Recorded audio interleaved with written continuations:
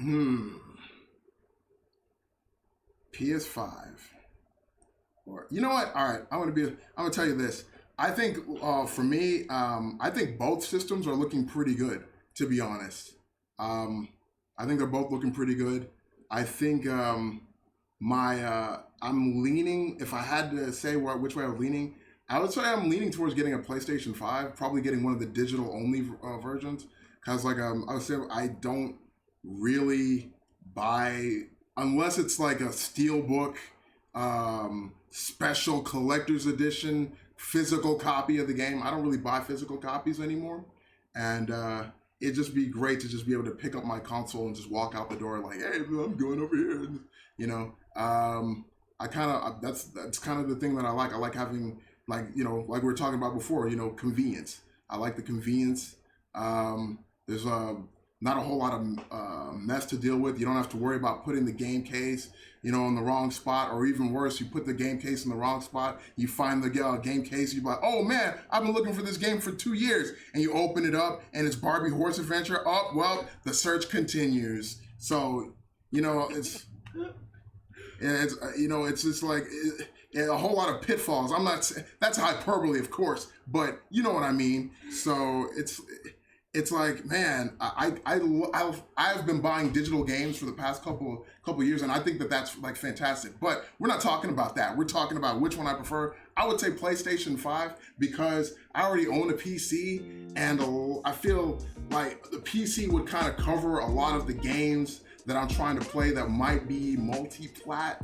You know what I mean? Like those might be multi-platform, and then I can because Xbox is gonna put most of their exclusives on both Xbox and PC.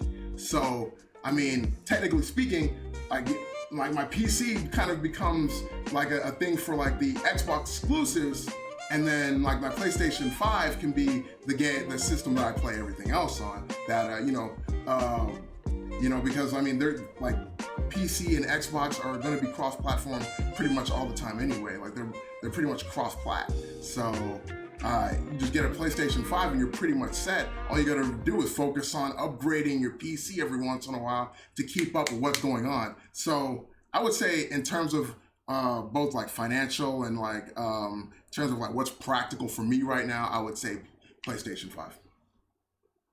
Um, so actually, I don't really think I've seen much gameplay, but on Xbox. But I'm in the process of now of selling all my games to buy 2K21 because that's probably gonna be the only game I'm playing when I get a PS5. Because as you can see like the level of detail on my hair and stuff. That's how detailed it is on the street on NBA 2K21.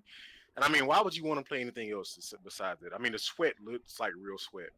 Steph Curry looked like Steph Curry, so I don't even understand why there's a conversation to play something else besides Just go that. to a basketball game.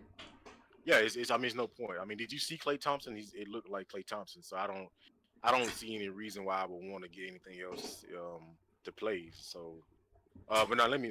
You wouldn't catch you would never catch me playing 2K. The only basketball game I want to play is NBA Street, but I'm definitely on PlayStation side right now, and mainly because um the games that I have seen like showing off Demon Souls. Honestly, to me, I think right now Demon Souls the remake looks like the most next gen game to me that I've seen.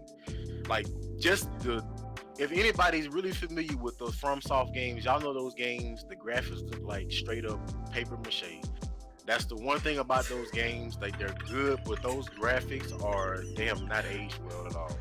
You go to the character creator, you just like press X. Don't even I don't even want to create. I just want the default because this is like they look terrible. So now looking at like how they've increased the level of graphics, I'm like, yo, this it look like a video game now.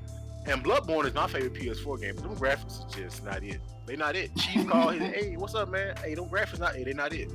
So, but the art style is good. That's the thing about those games. They kind of get away with it. They still look good because the art style is good. But yeah, PlayStation is definitely what I'm right now on the side of, just because of you got Demon Souls, Final Fantasy. I can't.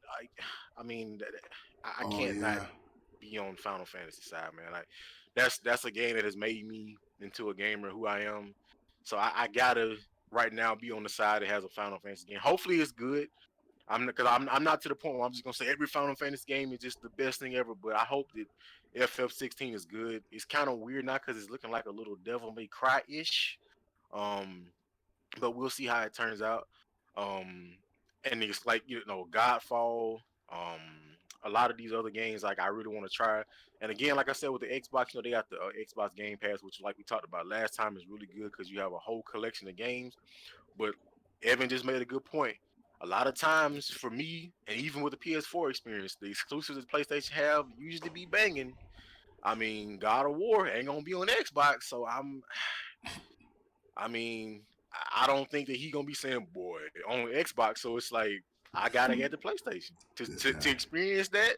I gotta have PlayStation. So nothing against Xbox for real, but I just want to go to where I see the games that interest me. So right now PS5 has my interest.